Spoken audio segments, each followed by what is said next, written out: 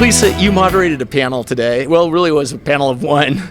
Frank, talking about the challenges of finance or the financial markets and things like what are the prospects for video in today's era.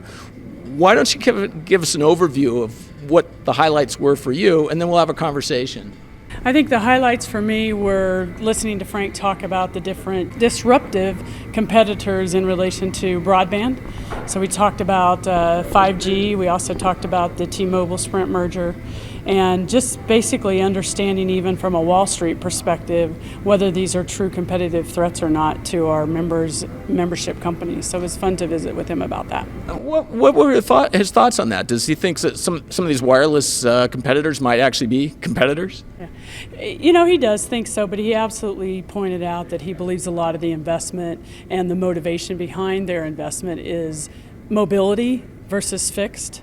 And he pointed out several times during the presentation that in many cases our members are future-proofing their network by either upgrading their DOCSIS or fiber to the home, those types of things. So the message I got from many members was if we continue the investment and continue to be good stewards with our members, customers, and providing them decent broadband speeds, that a lot of in many cases, we're further out in relation to the broadband competitive positioning, if you will, and should be able to future-proof our networks against some of that.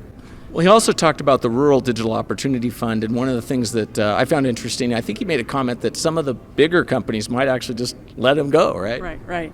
You know, I understand that because it can be expensive to serve those areas. I come from very rural areas in western Kansas, and it's not unusual to hear about $10,000 per subscriber to build to those.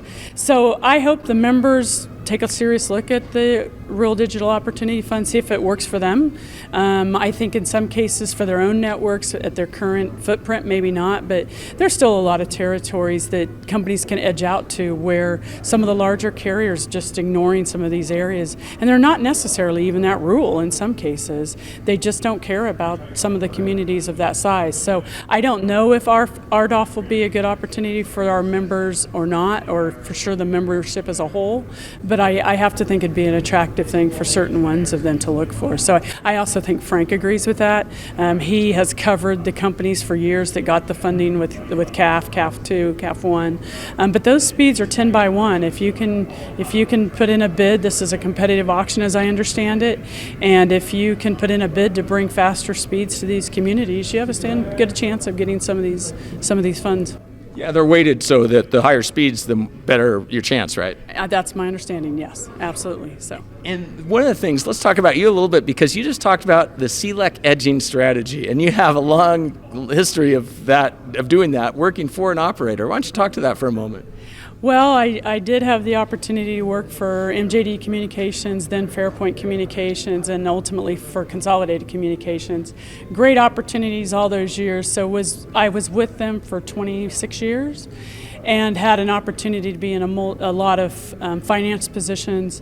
But the other thing that occurred was when Fairpoint bought the Verizon lines in Maine, Vermont, and New Hampshire, I was given the opportunity to run the operations for all of our other member companies, and our telecom group is what we called it. So I had a chance to run all of those more rural properties and just had a great time in operations. So I was able to take my finance background and actually work with operators, and I learned a lot in that process. So. Well, I think it's. Go ahead. Oh, I'm sorry. I was just going to say I think it's helped me ramp up in my position here with the NCTC. I'm sure it has, because when you started, it was 4,000 members, I think, or customers, right? 4,000 customers. That's right, and we grew it to 1.5 million. Yeah, that's incredible. And so you've been here with the NCTC since November? That's correct. I started the first part of November, so a little over 3.5 months.